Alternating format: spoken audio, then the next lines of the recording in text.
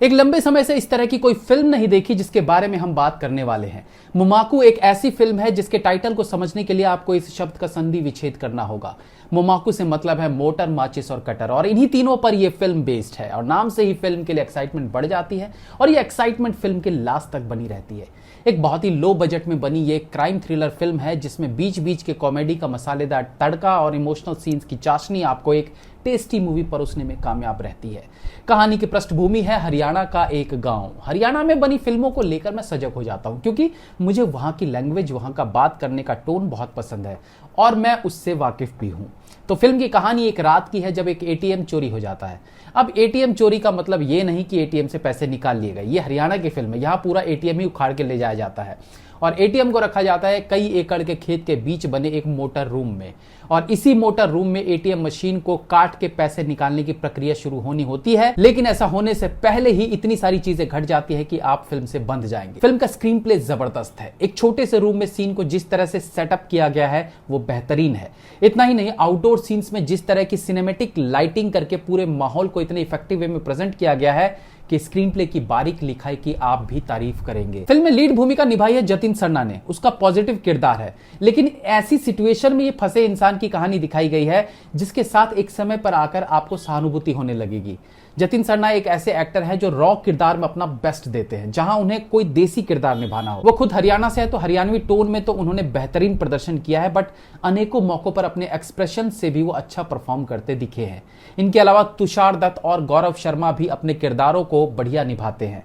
मैं यहाँ point out करना चाहूंगा सोनू रोंजिया को, जिन्होंने फिल्म में एक अहम किरदार निभाया है। सोनू एक हरियाणवी एक्टर हैं और इस फिल्म में उनके कुछ कॉमिक पंचेस इतने शानदार थे, मैं उस सीन्स को रिवाइंड करके कई बार देख चुका हूं। एक सीन था जब सब माचिस के लिए परेशान थे और गैस वेल्डिंग वाला अपनी आंखों पर एक चश्मे के ऊपर काला चश्मा लगा के रेडी था कि माचिस आए तो वो अपना काम शुरू करे। बट जब माचिस नहीं मिलती तो सोनू का किरदार उससे कहता है कि काला चश्मा लगा के आ गया बकलोल, चश्मा दो ले रहा और तिल्ली एक भी नहीं। लिटरली मैं हंसते हंसते बेड से गिर गया।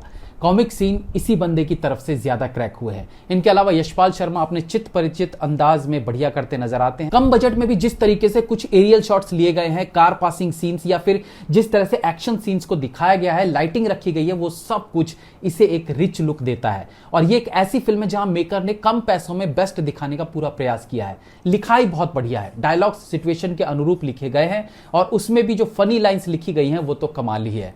स्पेशली जब एटीएम को काटने की बात हो रही थी और बगल में लेटे लोग उसे दूसरे वे में लेने लगते हैं और एक फनी लाइन की कटर कहा था लाने को, बटर ले आया। मतलब अगर आप अल्फा गामा बीटा धुरंधर सिकंदर महेंद्र साउथ की माइथोलॉजी फिल्म और बॉलीवुड की सेक्सोलॉजी फिल्मों से ऊब गए हैं तो ये हरियाणा के गांव की छोटी सी क्राइम थ्रिलर फिल्म आपको फ्रेश फील देगी।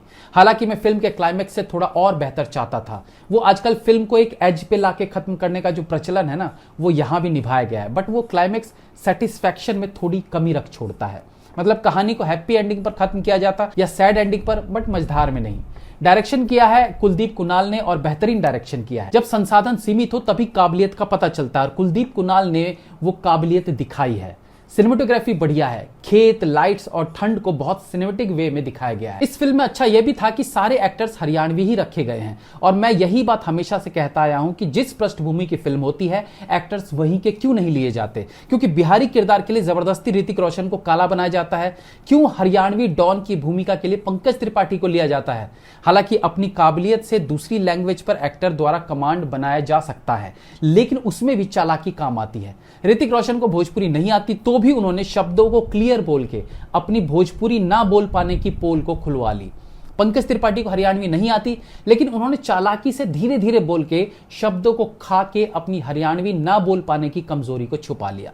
लेकिन जब आपके पास हर प्रांत के बेहतरीन एक्टर्स हो तो फिर जबरदस्ती ऐसे एक्टर्स को ऐसी लैंग्वेज बुलवाने की क्या जरूरत है जिसमें वो कंफर्टेबल नहीं है। मोमाकू फिल्म की सबसे बड़ी स्ट्रेंथ ही यही है कि सभी एक्टर्स लोकल थे, यानी हरियाणवी बोलने वाले थे, इसलिए ये फिल्म रियल लगती है, बनावटी नहीं। इतने बेहतरीन तरीके से क्रिटिकल सिचुएशंस को क्रिएट किया गया है कि एक बार को लगेगा अरे हाँ ऐसा तो होता ही है। फिल्म देखकर एहसास होता है कि एक कटर, एक माचिस, एक तिल्ली की क्या अहमियत होती है। अच्छी मूवी है, एक बार जरूर ट्राई कीजिए। ऐसे तो केबल वन OTT पर यह फिल्म आपको मिल जाएगी, बाकी तो आप लोग खुद ही धुरंधर हो, ढूंढी लोगे कहीं ना कहीं से। Have a nice day.